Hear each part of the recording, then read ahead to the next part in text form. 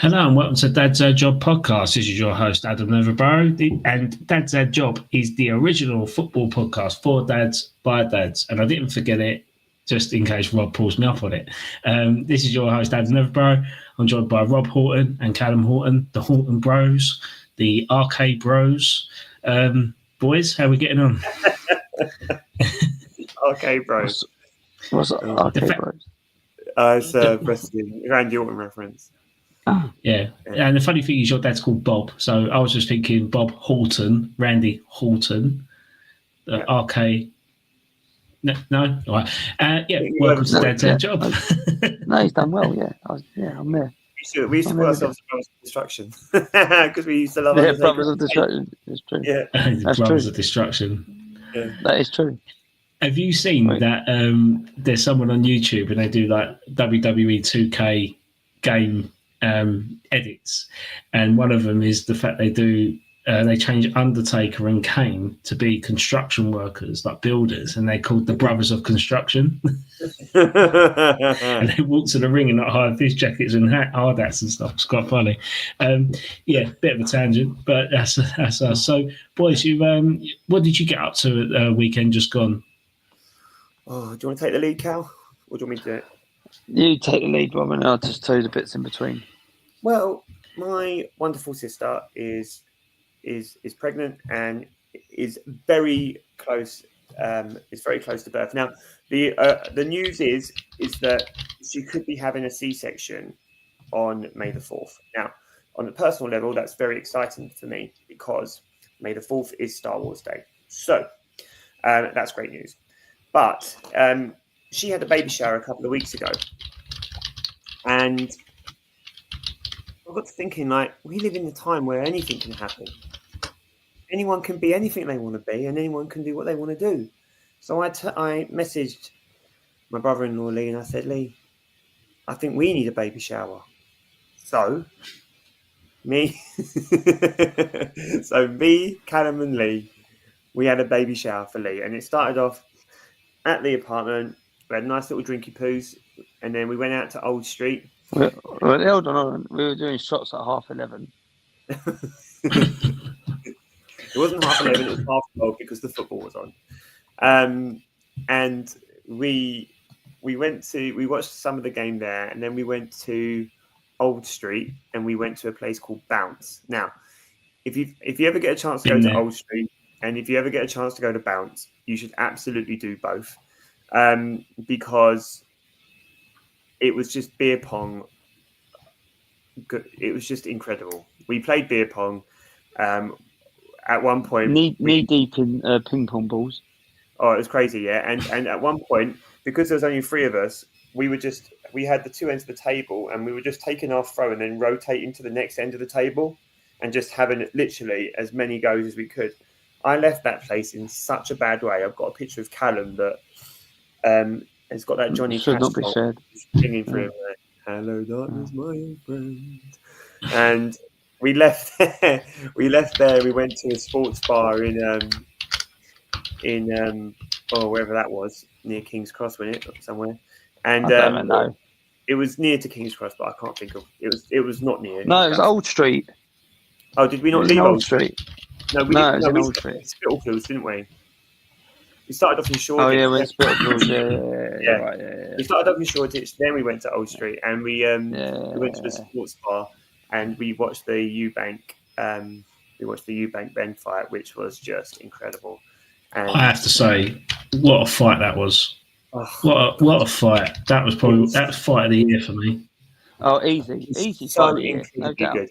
Do you know what it was as well? Like, I don't even care. I don't care for the Eubanks. I don't. However, the aura when he walked out to Simply the Best was unmatched. I mean, it was great that Conor Ben came out to the Fugees and Ready or Not. Like, I don't know, mate. Man, I was so pumped, right? And Callum and I, we loved the Bens. Like, we loved Nigel Ben growing up, right? But then the way they walked out to Simply the Best, man, that was just unprecedented aura. Like, it was incredible. And so, you know, the bar was split. So there was like there was Eubank and Ben. The atmosphere was unreal.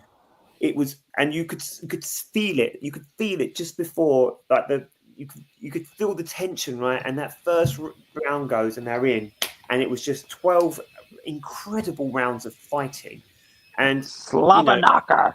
it was a proper slobber knocker, and I was devastated with the outcome, but I do see it, like, and me and Callum had this chat, like, I don't see the need for a rematch. I don't think it's necessary. I'm the same. I almost think it will mar the first fight, right? And you know, if Conor Ben wins it, then I'll be doing tumbling outside my house. Cartwheels? I was outside my house doing gymnastics, mate. But I actually think Ben comes out of the fight better. I think there's a redemption story there for Ben. But I also think if you're watching Ben fight there, and then he's coming back into your weight class, you'd be thinking, "Oh man, I don't fancy that." Like you wouldn't fancy Ben coming back into your weight class after watching what he tried to achieve against someone who was 2 weights heavier than him. And in the end, and me and Callum spoke about this as well. In the last 2 rounds, you really saw the difference. You could see the difference between Eubank and Ben in the final 2 rounds, because he nearly had him in that final round. Eubank nearly had Ben on the mat. And I just think that Ben has done enough to be able to go back into his division and really scare people before he's even fought them. And I think that actually he doesn't need the rematch. Unless he wants the money, he doesn't need the rematch, because he will beat anyone in his division, you've got to think.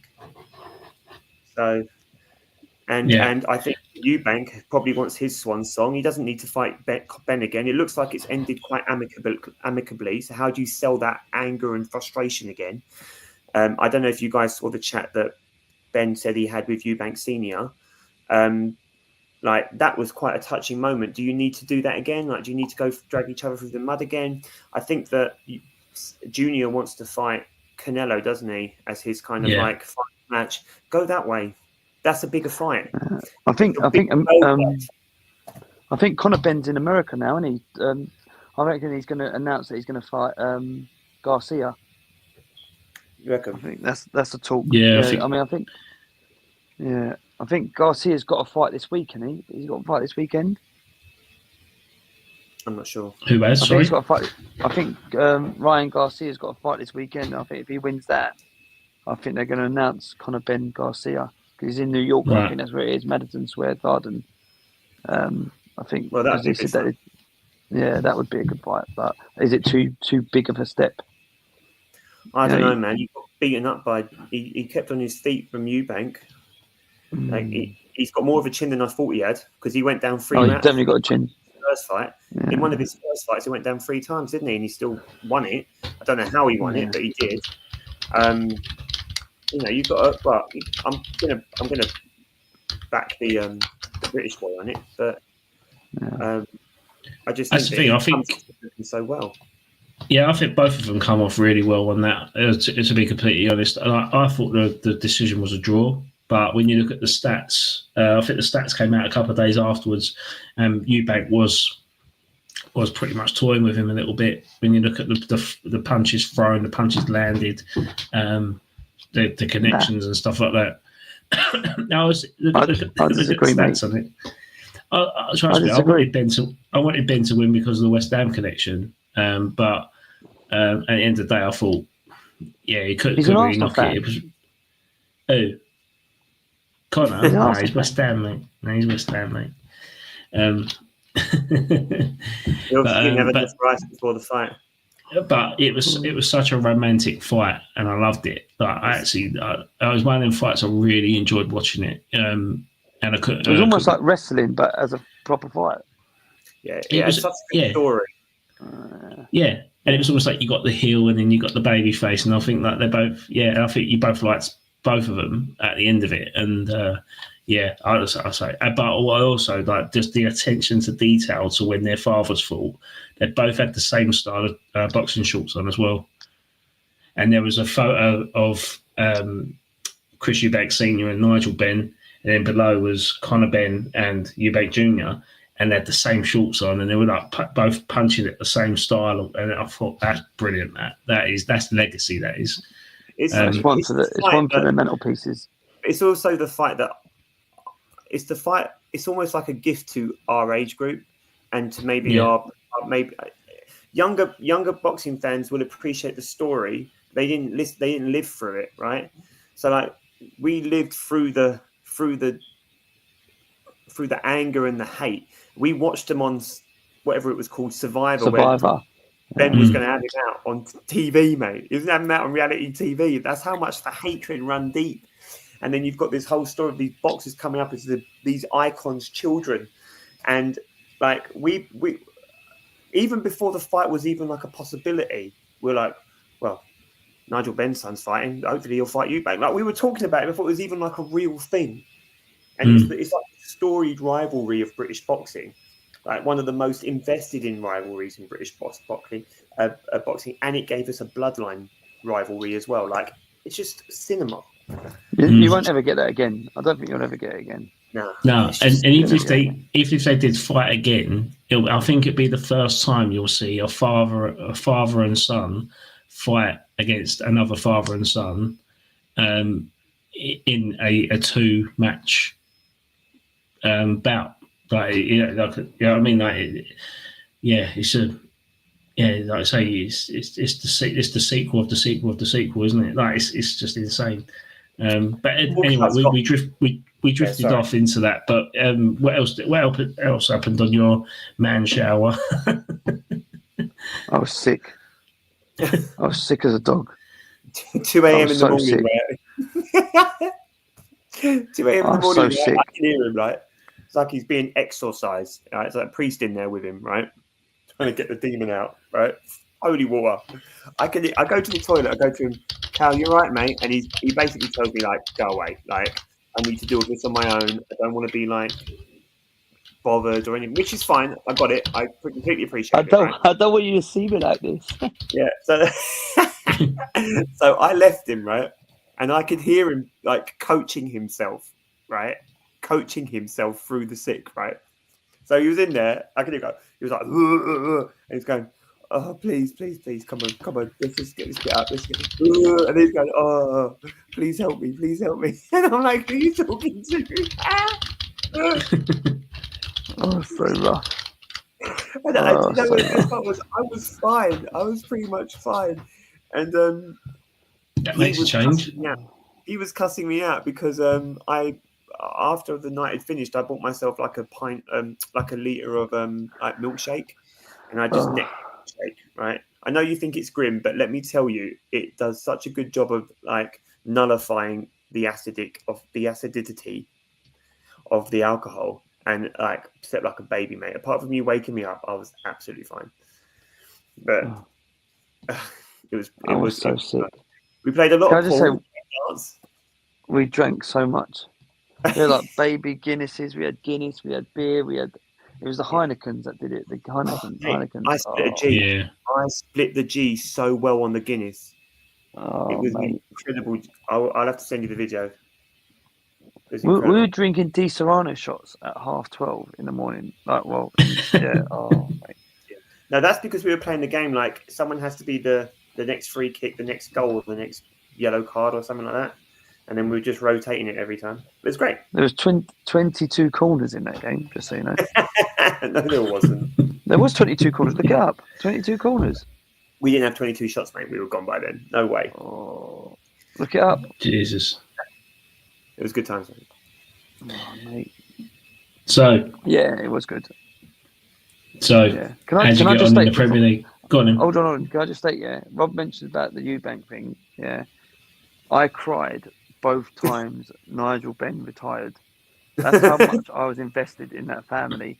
That is, you know, when you think like, when did I fall in love with a sport, or when did I find that particular sport interesting? It was the Nigel Benn fights. I'm sorry and because he was a warrior, it was like he would just fight. And I remember he retired first time, and then is it Steve Collins or whatever his name brought him back, and then he proposed to his wife and then threw his gloves in the ring. I just remember crying at both of these fights. And then this is a true fact, Jay. I want to watch one of Conor Benn's first ever fights, right? And I tweeted him. Oh no, I didn't. I Instagrammed him, yeah, and sent him a picture of we had a box, or whatever it was, and we went to watch him. And he actually tweeted me back. He messaged me back. I mean, I've messaged him since. He's pied me off now. He's big time. He pies me off. He don't get back to me. But literally, I promise you, the same day, he'd come back to me and I thanks for the support or whatever. Like proper ledge. But yeah, no, mate, that's when I first thought his dad, and then obviously him. I just absolutely fully invested. And I know what you're trying to say, that you banked through more punches and all that waffle, but Ben had him wobbled. Definitely in the third, in the sixth as well. Yeah. I think he had him wobbled, and maybe later, in the 10th and 11th, I think, But for him to have someone wobble 2 weights higher than him is exceptional. I don't, even if he made weight and that he struggled making weight or whatever, to knock someone out, that's like me trying to knock out an 18-year-old, 18 stone or 20. Well, maybe no, I'm trying to say my own weight here. Maybe every time. It takes some doing. Even if you can throw your own weight, it does take some doing. I don't think the bloke can gets enough accolade for what he's done. I think he's top drawer, and I love Conor Ben, love his dad, yeah, and I can't wait for the next one. I think he will be the biggest thing in sport in Britain for a little while. As and a lower weight as well, not just being a heavyweight. And I think he will go on and win a world champion, as Rob said. I think he scares anyone in his weight division and the one below as well, because I think he can make 147, and that's his normal weight. So, and he did say he could fight. Higher. I'm excited. He's 28 in the prime now. So let's see what he brings to the table. Let's see, mate. Let's see. I think. Go on, mate. No, I just said it was nicely summed up. Yeah, perfect. So, boys, how did Arsenal get on at the weekend? Does anyone care? No, I'm not being disrespectful. Liverpool. I switched off from the Premier League 2 months ago, 3 months ago. I don't think any Arsenal fans even thinking about it.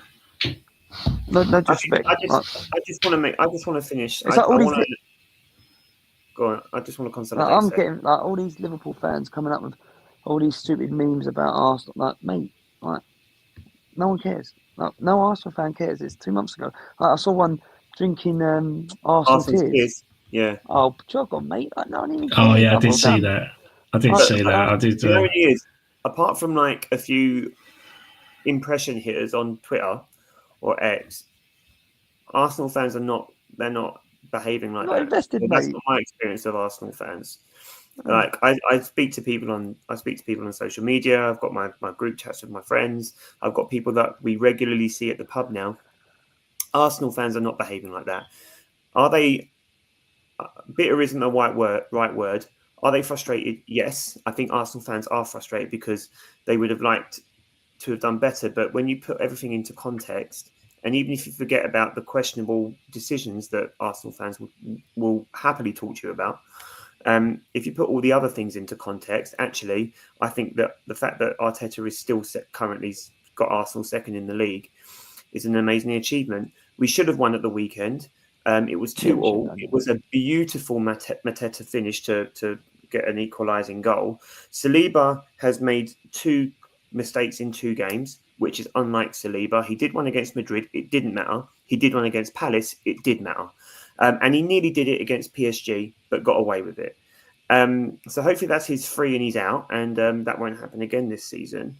But, Arsenal are prioritising other things. And the other thing right now is, at the time was PSG first leg, and now the priority will probably be PSG second leg. And I wouldn't be surprised if we got turned over by Bournemouth at the weekend. Like I said, the only reason I'd be upset, and I will talk about Bournemouth stats in a minute because I think we could beat them, but the only thing that, Arsenal are going to be playing Champions League football next season, so that's fine. It doesn't really matter where we finish in the league now because we're not going to win it. No, it doesn't matter. Yeah, 100%. I don't care. Do you know what? I wouldn't even care if Man City finished above us now. I just wouldn't care. providing the Champions League is there. I think you've got to put things into context. I think Arsenal will be better next season. And Crystal Palace are having a fantastic season. They just spanked whoever it was. I mean, it was midweek when we played Palace, but they spanked, who was it at the weekend in the semi-finals? Fulham, wasn't it? Was it Fulham? Crystal Palace, Aston Villa. Sorry, Aston Villa, that's correct. Oh, yeah, because we saw the Villa fans in the Wetherspoons, didn't we? But, they did a number on a Villa side that have been pretty good. So, in context, in terms of the form stats, you've got to maybe think that it was about a right result. I personally think Liverpool fans secretly wished it was closer, because now it's like, well, it's done now. Like, you've had your celebrations, you've still got like 4 games to go, 5 games to go. It's like, whatever it is. I don't think they care, mate. I don't think they care how they win it, because they're only one Premier League title behind you now. Yeah, but I still think for how they're behaving, it's almost like they wanted it. Like, I think no one cares. If you ask any fan, no one actually cares. No, like, I think a lot of fans, Chelsea fans, like they're like, "Oh, league's done." Like, but next yeah, season, I must everyone's admit, thinking about next year. Everyone's even as a West Ham, season now. Even as a West Ham fan, like, it's a bit melancholy them winning the league. It's like, yeah. Let's think about next year. I also think it's just been a bit of a. Sadly, it has been a bit of a mess season. Everyone, with the exception of Liverpool, have been meh. And even in the early days, maybe sort of post February, Liverpool have been particularly good, right? But even in the early part of the season, everyone were going, well, Liverpool keep picking up wins, but they're not playing very well. And that was the kind of mentality. And I think the whole season has been a bit like, well, no one's doing anything particularly special. Like, and I think that's what it's been like. If you look at, and in previous seasons, Liverpool were doing really well, and then they suffered injuries and they fell off, and they didn't win the league. They've had that season with Virgil van Dijk, and he got injured against Everton, completely ruined everything for Liverpool that year. So I think Liverpool have been good, and I think everyone else has been a bit okay-ish. Man City fell off. The Rodri injury Arsenal fell off. Chelsea fell off a cliff. They were second at one point. So I just think, and even then, the promoted sides didn't. They flattered to deceive that, there's normally been a bit more fight from the promoted sides. The mid-table team. Do you know what? The most exciting team this year has been Nottingham Forest. Nottingham Forest have been the team where you're like, wow, this is incredible. Like, Nottingham Forest is every year, and I don't care what anyone says, every year that football fans have a team where they're like, I don't mind seeing them do well. And this year, like in the past, it was I didn't mind seeing Bournemouth do well. In the past, it was I didn't mind seeing Brighton do well. This year, I don't mind seeing Nottingham Forest do well. I know I think they lost to Brentford, but every year you have a team where you're like, I'm quite enjoying what they're doing. And this year, Nottingham Forest have been the team where you're like, I can get behind them. Quite like what they're doing. I'm glad that Nuno's getting another shot at it. It's nice to see the redemption arcs for the Callum Hudson-Odois of the world, the Elangas of the world. And Chris Wood showing it in his mid-30s that the mid-30 boys can still do it. Like, they've been great. They've been the team that I've enjoyed watching most, I think, actually. And they're great defensively. Yeah. And I was a defender growing up, so it's always nice to see that as well. But other than that, it's just been a bit of a okay season, isn't it? Yeah. I mean, it's not going to be memorable, is it? It's not going to be like, oh my God, do you remember it? Like, this year's going to be remembered for VAR being absolutely pants, referees making poor decisions. Liverpool won the league. Oh, yeah. That's it. Yeah. But well done, if Arsenal win the Champions League, oh my words! Oh God, it's suffering. Insufferable. It's going to be horrible, mate. It's going to be horrible. Like, I'm not even going to lie. It is going to be horrible. Yeah. If Arsenal win the Champions League, it is going to be horrible. And good, because you guys love to not you guys, not you personally, Adam, but the internet loves to dig out an Arsenal fan. So if we win it, be prepared. Mate, that's what feature. That's what feature. The clickbait feeds Arsenal fans. Oh, I don't go on it. I hardly go on X anymore, so I wouldn't know. Yeah. I'm too busy playing chess, mate. I mean, do you know what? Yeah, let's talk about the Champions League fixture. I mean, obviously we're 1-0 down.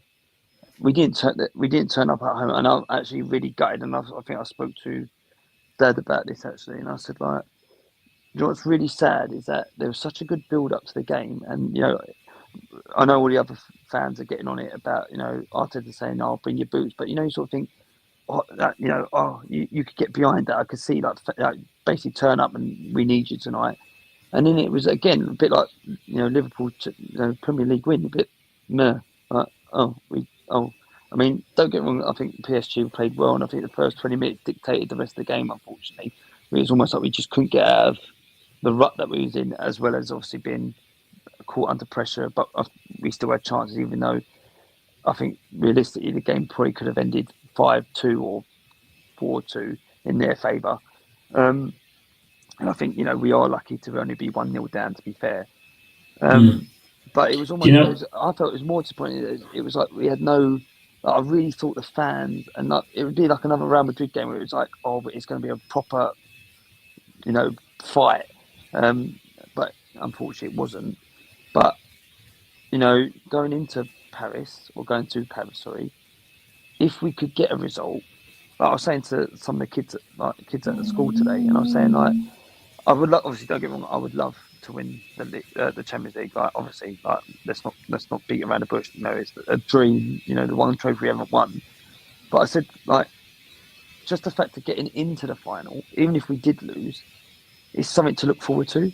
Like because the season is done and it's like the league's done and there's nothing like there's no excitement.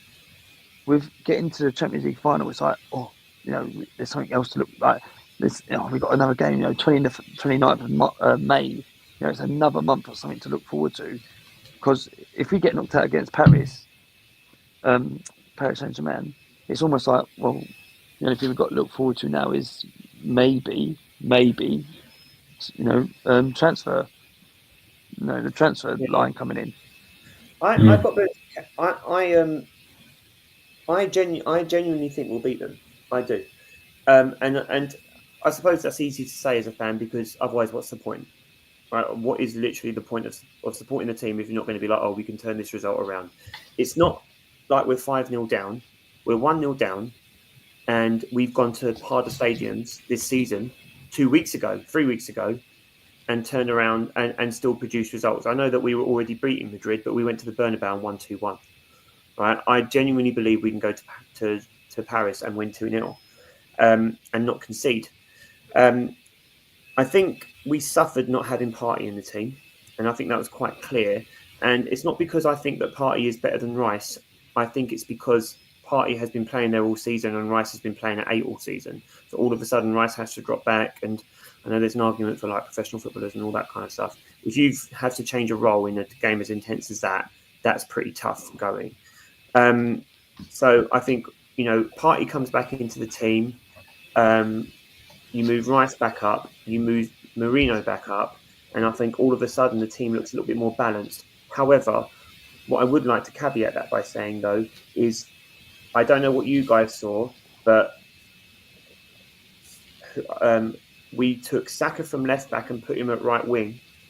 I think there's an argument to be made of taking Skelly from left back and putting him in at 5 where Partey plays, because, oh my words, he carried the ball at 5 incredibly, and he played that beautiful through ball to Martinelli that the keeper kept out in the first half. Oh my words. Like, Skelly is just the real deal. He really is. Like, he genuinely is the real deal. And I actually think that there's a shout for him at 5. If the right left back ends up at the team, I do think the refereeing wasn't great. That second yellow card was embarrassing. Saka getting himself yellow carded was embarrassing because he kicked the ball away. But the foul that led to that yellow card was an absolute sham. Like, that is awful football. So that was a little bit annoying. But I believe we'll do them in Paris because I think defensively we are a better team. And when we did get them on the back foot, the first 20 minutes was horrible. They were so good in the first 20 minutes. Dembele was beautiful. I can't pronounce the left winger's name. He was incredible. Like, they were just great. But when we started to play, you could see, and both keepers had great games, by the way. Both keepers had very, very good football games. You could see where Arsenal were getting stronger, and then they were finding it very hard to cope. Can I just also shout out the Arsenal women's team? Champions League final. They beat Lyon 4-1 on the day, 3-5. It was on aggregate. It's their first Champions League final since 2009. Barcelona on the 24th of May. The double Champions League is inevitable. They are both coming back to London. Mate, no one cares about that. Yeah, I think so. Mm. It would be amazing if that was the feat. It would be beautiful. And the women's team had to overturn a loss in the first leg to do it, just like Arsenal will, or just like the Arsenal men's team will. So there's certain symmetry there. We don't even have to talk about the Pope and a team in red from Britain. We don't have to do that. So really, Arsenal have already won. Arsenal already won a trophy in Europe because the Pope died. What? In theory, there's that theory, isn't there, that if the Pope dies, a team in red and white from England win the Champions League. So the Arsenal women have already done it. So the men don't need to do it. Oh yeah, good point. That's a good point, Adam. That's a good point. You're wrong. It's collective. It incorporates the whole setup of that team, men and women. All right, it doesn't. There you go. You've already won it. You've already won it. We're going to win it. We've got to beat them in the final, yeah. Adam, Callum, we're going to win it. You've got to believe. Otherwise, what's the point in supporting? All right. No, I believe. Sometimes you have to believe in things you can't see. All right. And we haven't seen the trophy in the hands of Martin Odegaard yet, but we will. We will. No, you have seen the trophy in Martin Odegaard's hands, but he was in a Real Madrid shirt. So, I don't think he was. He got his hands on it. To be fair, when he was there. Yeah, I'm not sure Ronaldo let him hold it. Yeah. Well, he had one of 14 to hold, didn't he? So I'm sure he had a plethora of trophies to lift in the museum. So yeah. But yeah. So that's what you going for? What result are you going for in Paris? Are you asking me or Rob? Both of you. Okay, go on, Rob. You go first, mate. I'm going to play it safe. Arsenal are going to win 2-0. I don't think we'll concede. I think it's the end of the road. I think Paris look too good, personally. But I think you'll draw in Paris. I think you'll come away with a pretty decent result. I think the Paris side look very, very good, despite the fact they've lost Mbappe, Messi, and Neymar over the past 2 seasons. I think that they look better. They look more unified as a team, and whether they win it or not is questionable because I think Barcelona look good and Inter Milan look equally good. That game yesterday. But yeah, it's insane.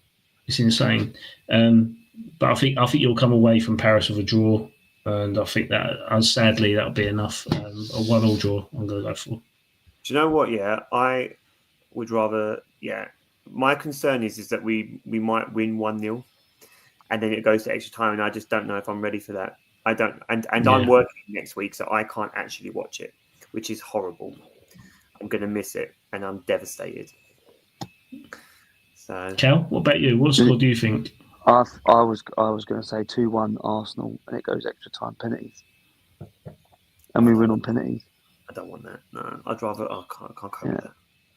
I reckon I'd rather be at work for that.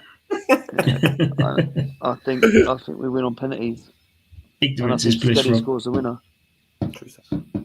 I think Skelly scores the winning penalty. Who? Skelly scores the winning penalty. You know what, Cal? He. I can't. I just love him. And it'd be a whole new star boy. It'd be a galaxy of star boys. A galaxy. You know what? Yeah, Haaland is looking so good right now. I know we've spoken about it before, but Haaland just looks so freaking good right now. It's incredible. Who? Haaland.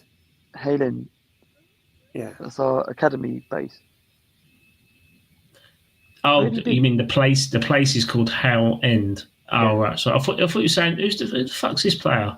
Oh, sorry. Yeah, no, Oh, he's a God. distant relation of Haaland. Yeah, and Hoyland. But he's from Adam. Headland. The next one I So- think coming through is going to be Max Dowman. I think when he hits 16, he'll be in the first team. And I think that'd be quite exciting for Arsenal Football Club as well. But like I said, I Adam. would love to see Skelly come in at 5, maybe. Go on, Cam. Who if obviously you think Paris Saint-Germain, who wins in the final, or who's in the final? So Paris Saint-Germain our side for you, and what about Inter, Barcelona, and who goes on to win it? I think Barcelona will win it. I think they're probably the most informed team in the top tier of Spanish football at the minute. I mean, I believe they're top of the Liga at the moment, aren't they? And they just beat Real Madrid in the Copa del Rey, which I watched the other week. That was immediately after the Conor Ben Eubank fight. Funny enough, on ITV4 or something. But yeah, I watched that. That was a banging game. I must admit, I really enjoyed that as well. But Barcelona just looked really good. Hansi Flick, fantastic coach. He's making Wojciech Szczesny the number one at the moment at Barcelona. For someone who retired from Juventus a while back, he's actually come back and playing for Barcelona. But I think Barcelona probably look the favourites at the minute out of all 4 teams, just because of the way they're playing and the talent they've got on their doors. Like they've got Pedri, they've got Gavi, they've got Rafinha, who seems to be doing well. They've got Lamau as well. Seems to be doing well. That's an understatement. He's bossing the Liga. He's bossing the Champions League. He's a monster. I don't watch La Liga on a week in week out basis. So to me, if he's in the press, he seems to be doing well. But they've got Lamine Yamal, favourite, haven't they? All kind of crazy stuff. Yeah, they've got Lamine Yamal as well. He's probably generational, probably one of the best top 5 players in the world at the minute, without a question. It'll be interesting. I like Inter Milan as well. I think they've got a good side. A lot of more seasoned pros in there, but I don't know. It's tough to call. I can't see Arsenal winning it, boys. I'm sorry. It's just got to believe, mate. Not having this negative energy. Let's talk about West Ham. Well, if you want negative energy, I'm your man. That's just popped up at the right time. Time for West Ham, Tony. Yeah, time for West Ham. Earlier this week, I've done a couple of videos. I've done a West Ham rebuild in terms of what the situation is at the club. It works out we've got no money, despite having a certain amount for Todibo and stuff. But it works out that we need to sell to buy, and I completely agree with that mentality, because the players that we've got at the minute need selling. They need going to different clubs. They need, even if it's going to a bigger club or whatever, they just need to go. Don't fit West Ham. Let Potter have the cash and let him rebuild accordingly. But going to the result, I did watch the game briefly, and I'm not surprised at the fact that we lost in that manner. I think the players are just not giving it. I think Fulkrug highlighted that the Southampton draw. But I think players are not working hard enough. They're not shutting the ball down. They're allowing players to have opportunities to score 2 worldies. And that was what made us lose the game at Brighton, is the fact that they weren't closing the opposition down quick enough, being tight enough and stopping the ball threats coming in. I mean, the first goal for Brighton, again, great. They've all been good goals, all been great goals. But Paquetá should have closed the guy down first. I can't think of his name, Arari or something, Ayari. Is that his name? Ayari. So he took a shot, but Paquetá was just too slow in closing the ball down and narrowing the angle. The second goal, Soufal left his man wide, who headed the ball in the box, and then Kilman lost Mitoma in the centre of the box for them to equalise. And then that worldie of a goal from Baliba, Bowen just not closing him down quick enough. Again, giving him too much time on the ball. And Areola, he's supposed to be a good shot stopper. Didn't save any of them, did he? So I think. But all said and done, all said and done, there's a positive. There is a positive here. Ipswich lost, so that meant West Ham stay up. But sleepwalk to survival. Yeah, Adam, I just feel like it's the same. Do you know what is painful, right? Because it's the same story. Like, do you know what? I would not be surprised if we are having the same chat about this time next season. Like, I don't get it either, because we were literally here. Not here. We were together then. We were still recording in the same place then. But like, we were sitting there in Callum's garage, and we were like, "Cool, West Ham won the window." Yeah, it's been rubbish. Like, and I'm sorry. Well, management, mate. No, but I know. But Lopetegui was a trier. He made it. He didn't request bad players, did he? Like Fulkrug, that Fulkrug injury almost disrupted his whole tenure, really, because he was like, got to play Antonio. Antonio wasn't the man he wanted. He wanted to play Fulkrug. Otherwise, you wouldn't spend that much money on a 30-year-old. You're buying Fulkrug as starting because you've got a specific way of playing football, which is the wingers coming, or the wing backs coming forward, bombing, ball in the box. You've got players that can deliver. That was your game plan. And that kind of upset everything. But it's the same stuff. Like, you have a good window, and then you spend 5 windows paying for it. Do you remember Felipe Anderson? Was that his name? Yeah. You had the other boy. To be fair though, Rob, Felipe Anderson was all right in his first season, and then second season we got rocked because Lucas Fabianski got injured, and we had no backup goalkeeper. We had Roberto Martinez, who come in, who has been the worst goalkeeper in West Ham history ever, and then we relied on Roberto Martinez. We had him as a second goalkeeper. We got him on a free from Espanyol or something, and a terrible goalkeeper. So we ended up getting dropped. We played David Martin in goal. I went to school with him. David Martin, yeah, I remember you guys saying. I scored a penalty against David Martin when I was at Eastbrook. So, but in fairness, like he had his wonder moment in playing against Chelsea and keeping a clean sheet in his debut and stuff. That's like a Conor Ben story as well, though, isn't it? Like, it was beautiful. It was wonderful. Honestly, it was wonderful. Better off with Pamela Anderson. Do you know what? I love Pamela Anderson. At least we had 2 up top. Don't say that. No, but like we're not in the 90s no more. We can't say things like that. That was the podcast. That was the episode 1. Yeah, that with your Euro trash. We didn't mention Euro trash, by the way. No, we didn't. Yeah. We didn't. No, but the thing is that Fabianski got injured, and we had no one. And then Yarmolenko got injured as well, and that was a Pellegrini signing. And it was a frustrating time for Pellegrini, but it didn't work out the second season because he was bringing in Jack Wilshere on a free, Sammy Nasri on a free. I don't know. Something went right with that.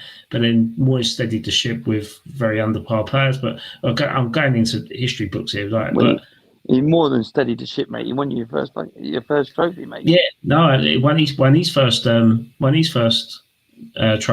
Don't forget, it wasn't just ours; it was his as well. Despite his glorified career at all these clubs, you know what the kick in between the legs is? Everton are better than West Ham right now. Yeah, 100%. Yeah. I'm not saying that. I'm not trying to trigger you, mate. I'm not just.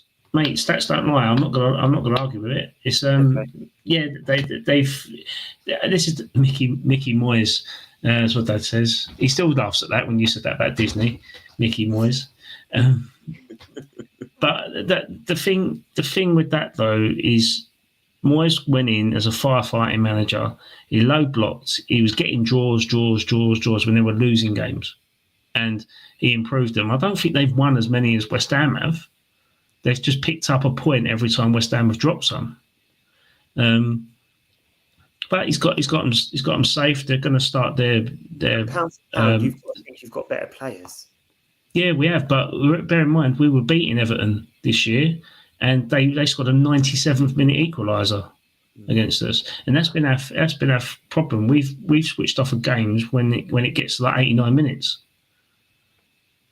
and we've lost something like 12 points, or 10 or 12 points by being in advantageous positions, but just switching off at the end of games. Yeah, it's not good. It's not good enough. But I'd like to think that Potter will be given the time to rebuild that squad and actually get players in that want to play for this club. Because at the minute we've got too many mercenaries there. Alvarez, Kudus, Paquetá. For these players that have got clouds over their heads, they need to go. Kudus, getting rid of. For those of us who hasn't. So for the people who are listening or watching, and they haven't seen your pod earlier on in the week, or your video earlier in the week, talk us through your what the process would be. What would you do? So the process is it's a 5-year plan when you look at the West Ham rebuild, because you've got so many players that are out of contracts at the moment. So I'm only going to go into the next 2 years as to players that I think will need to leave the club. So the obviously you've got your contracts expiring with Soufal, Antonio, Fabianski, Cresswell, and Danny Ings. So that is, that's a lot of dough. That's a wages wise. Danny Ings is on 125 grand a week, and he's not playing. Antonio on 85 grand a week. But I think Antonio and Cresswell may be given new contracts just to kind of ease the recruitment process in the summer. And then kind of kick the can down the road effectively, so we can keep them as squad players. But players you're looking to leave are like Rodriguez, I think, has been absolutely non-existent. Maxwell Cornet, who's out on loan in Serie A, and Nathan Gerd, who's on loan at Real Sociedad at the minute. So they're 3 players that I'd sell immediately. The other 2 key assets are Alvarez and Kudus. So you could probably generate from the outgoings in the summer, you could probably generate about £166 million. The following season, when summer of 2026, you're looking at players that are entering the last year of their contract. So you're looking at Paquetá, Areola, Ward-Prowse, Souček, Fulkrug, Mavropanos, and then you could even look at Todibo. And these are those last 3 players are players that will have contracts expiring the season after, the season after that. So that's another £130 million that you could reinvest. So it's key to get the sales of like Paquetá, Ward-Prowse, Areola, Kudus, Alvarez now, because they're the ones that are going to generate the most income for us to rebuild with it. And I think we need to just rebuild with like the shrewd players. I mean, a lot of West Ham fans, so you guys will be familiar with this, with Aaron Ramsdale. Aaron Ramsdale's been linked with the club, £20 million move because of the relegation calls. It's a no-brainer for West Ham, right? Absolutely, but it's also a no-brainer for another 10 teams in the Premier League. I had Man United after him. That's the thing. If Man United go for him, he's not coming West Ham, is he, mate? And I mean that in the politest way. He's not going to choose West Ham over Man United. And the thing is either way, Arsenal win because they're going to get an extra 8 mil out of that sale. But the reality is, and I hate the press that Aaron Ramsdale gets, because he is a wonderful goalkeeper. We were all gutted when Raya replaced him. However, we also had the foresight to see who the better goalkeeper was. The better goalkeeper is non-negotiable at this point, right? But aside from Raya, if you put him in the top 3 or 4 goalkeepers in the league, Aaron Ramsdale is better than at least another 10. And he makes those teams immediately better. He's passionate. Whoever signs him, those fans are going to love him. They will love him. They would have loved to hate him.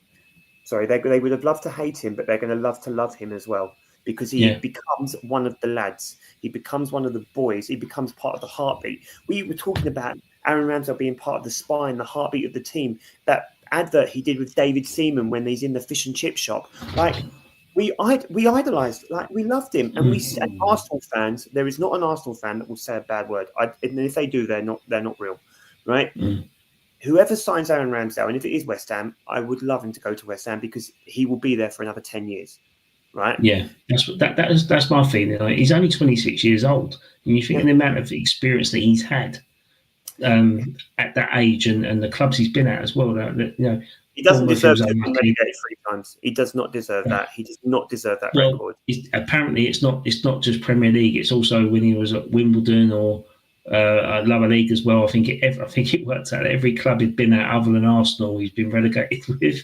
And so it's not a great record, but again, it's just down to the team at the time. And I think he's going to be their player of the season, Ed. I think he's our player of the season as well. Oh, was he really? I mean, it doesn't surprise me. He's still statistically one of the top 5 keepers in the league because of in the given context, like because of the shot ratio, the types of shots he saves. He's travelling across goal with his ball distribution, and also he's taller than Areola. I didn't realise how big the guy is. He's about 3 inches taller than Areola. And I'm thinking, you know what? The more I hear it, the more I'm warming to it. I mean, for me, I like the commercial sense in Suzuki because of the Japanese market. But I think if Aaron Ramsdale does that job at 20 million quid, and we can get rid of Areola for like 8 and get his wages off the bill, I think it's a no-brainer. He's Areola. You're not getting 8 million. 31. Maybe it'll be someone's number 2 for sure. Like he'll end up being someone's number 2. Like if he's not a bad goalkeeper, he's just not somewhere like Chelsea or something. Go Chelsea for 8 million quid. Yeah. It'd be a great number 2. And you're not getting 8 million for him. The thing is, though, you say that right. He's better than Sanchez. Areola's better than Sanchez. And it wouldn't be surprised me if Chelsea went in for Ramsdale either, because Ramsdale's better than him. Like it's just the potential, the where Ramsdale could end up, other than City, Arsenal, and Liverpool, he could probably end up at. It would not surprise me if he ends up at any of the other Premier League clubs, because he is better or on par with all the other Premier League goalkeepers. The only main difference is he improved massively under Arteta with his feet. Yeah. And that's what cost him really against Raya. Raya's better with his feet, but also Raya has better concentration. Ramsdale's concentration could be shocking at times, and he admits that as well. But I didn't mean to go on a tangent with Ramsdale. I do apologise. That's fine. It's fine. He's the player that I included in my 5 players that I would like West Ham to sign. I'm not saying that they're going to sign, but if I had to build a spine of a squad, I've based it off these 5 players. But yeah, I mean, I said the rebuild is going to be interesting. We need to offload the older players. We need to offload the players that run a big wedge, and we need to start building a squad with the academy, because when you're looking at a couple of players there like Rodriguez, Cornet, and Agurd, we've got them replacements already in the academy. We've got Freddie Potts, George Urphy, and we've got Caelan Casey. And Caelan Casey's already in the senior squad as it is. Yeah, he needs more game time, but he's there. He's thereabouts, and he could do a job. And also a shout out to Callum Marshall, who's at Huddersfield on loan at the moment. He's become their. I know his dad watches this podcast, Kieran. Hello, Kieran. And Callum has just won the Player of the Year or Player of the Year at Huddersfield for being a loanee player. So that's the second season in a row that a West Ham youth player that's been out on loan has won an academy, has won a season award at a different club, not being a permanent player. But yeah, for me, I think like there's a plethora of talent that we could rely on in the academy. So I'm not really worried at the fact, because they just need to step up. But we do need to reinforce in the right areas. And I'm looking forward to it. I'm excited for it, because I'm fed up with this team. I'm fed up with the players that are playing. I don't want household names. I want to bring in someone that isn't well known, that shows a lot of promise and can prove it at the big stage. And then West Ham benefit from that, like Brighton have. So yeah, that's my thoughts on it. I'll be quite interested to see what happens in the summer this year. Who you got on the weekend? Yes, do that. Spurs. Spurs at home. It's El Crapio. They're starting to call it. I mean, we're just as bad as they are. I mean, we're 17th, they're 16th. There's a point between us, but they're going to come off a bit of euphoria from tonight because they've just beaten Bodo Glimt in the Europa League. Is it 3-0 or 4-0? I can't recall. It's 3-0. 3-0. So advantage Spurs in the Europa League semi-final. So it could be a Spurs Man United final, couldn't 3-1. it? 3-1. Yeah, 3-1. Yeah. So let's be honest, they ain't going to care about you on the weekend. No, they shouldn't. No. But then the week after, we've also got Man United. Wow, and they're 15th. They so, but, yeah, but again, because they've both won by quite a big amount. I mean, Spurs would have to be very Spursy for them to not go through to the final, but they would have one eye on that, so they might be okay. I think Man United game following, I think it's all done and dusted. We're pretty much Bilbao will be at home. They'll play with a wall up, and Amorim might get Man United into Champions League football this year. Like as my dad said here, he said next season there could be 8 teams playing in European football. That will affect the league performances for sure. Will they be able to combine both competitions plus 2 cups? Nearly half the league is in Europe. Yeah, it's interesting because I think the European places got down to 8th in the league this year. Because just kick them all out of the Carabao Cup, innit, Ad? Yeah. Yeah. I mean, you're going to have fixtures, aren't you? So well, that's why Arsenal's injury list is the way it is this year, isn't it? So. I see. Imagine if you didn't play Carabao Cup, you'd probably be rested, wouldn't you? First half of the season, you probably could have run away with it. Did we go out quite early? No, you got to the semis. You lost to Newcastle, didn't you? Right in the semis. It was the FA Cup I was thinking about. I was trying to be ironic. It didn't work. Yeah, so the other thing I wanted to mention was Graham Potter's. I want to ask this question to Callum. Do you think Graham Potter is feeling the pressure at West Ham because his recent press conference, he showed a different side to him, not as calm and composed as usual. He made a comment, "I'm not a robot. I can swear if you want me to." Hence the tagline today, "I am ROPOT." So what's your thoughts, Callum? What sort of mental struggles do you think Potter is going through at the minute, trying to get the best out of a West Ham squad that ain't performing? I mean, he's going to be under pressure, isn't he? Let's be honest, he's in the top flight. But, I mean, if I was him, the way I'd be looking at it and the way I'd be selling it to the board is this season's done. Like, you've got to give me the opportunity to get the players in that I want. Do you know what I mean? So he's almost had a free hit, a little bit like Amorim has had at Man United. He's had a free hit. I know he's been there slightly longer than Amorim, but at the end of the day, he's had a good old look at who he wants and who he needs to get rid of. And if he doesn't know that, then Jesus, he shouldn't be managing. I think it's more. I think his comments are more frustration that he's not getting what he wants out of the players that he has got at the moment, and he's not getting results because they're not playing the way that he wants them to be playing. Or they're not good enough to play the way that he wants to be playing. I think, that's more around frustration, not actually, pressure being on him, because he's coming. Don't get me wrong. I'm sure the pressure probably more comes from himself wanting to be successful and have. I think this is his chance to sort of show people that he's a good manager, and he's not got that yet.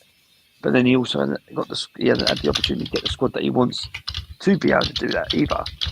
And I think the summer, and I think next, the first half of next season will be his chance to show that. But I don't think. Well, there shouldn't be any pressure from the top. I wouldn't have said. Coming in and not being able to get anyone. I think that's just more frustration with what's going on in the media and probably from West Ham fans than actually what's coming from the top. Do you know what I mean? Than anything else. there's always going to be pressure, but I think that's where the pressure's coming from fans and media, not from the top. And I think I'd like to think they've probably got a plan for the summer. And as you just said, having them 5 or 6 players out, and then having who he wants in. Yeah, that's right. I can't disagree with that. He's got to be, as Dad said there, it's clickbait to get rid of Potter. He's here to stay. He has a free hit this year. Get his own players in.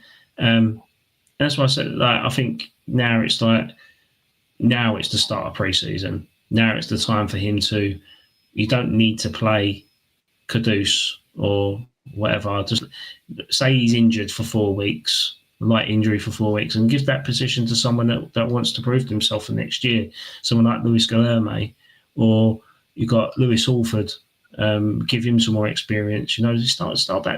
Start testing these youngsters that are doing well, and give them the experience, because I think that it will give them so much more to wear the West Ham shirt, and give them so much more motivation. Even if they're here for next season, even if they decide to get touted for another Premier League club, at least they've got that appearance under their name, like Darren Blewett, for instance, who was a guest on our podcast before, academy player, West Ham mad, and didn't actually get to play a professional game for West Ham because he didn't have his shin pads on. That ruined his career, ruined his life, really. I think you need to start giving these youngsters the opportunity to prove themselves whilst there's no risk. Yeah. Okay then, boys, we'll end it there because I know we've run over time on tonight, but thanks again. Let's get the results of the weekend first. Oh yeah, go on in. Who you got? Bournemouth. We've got Bournemouth.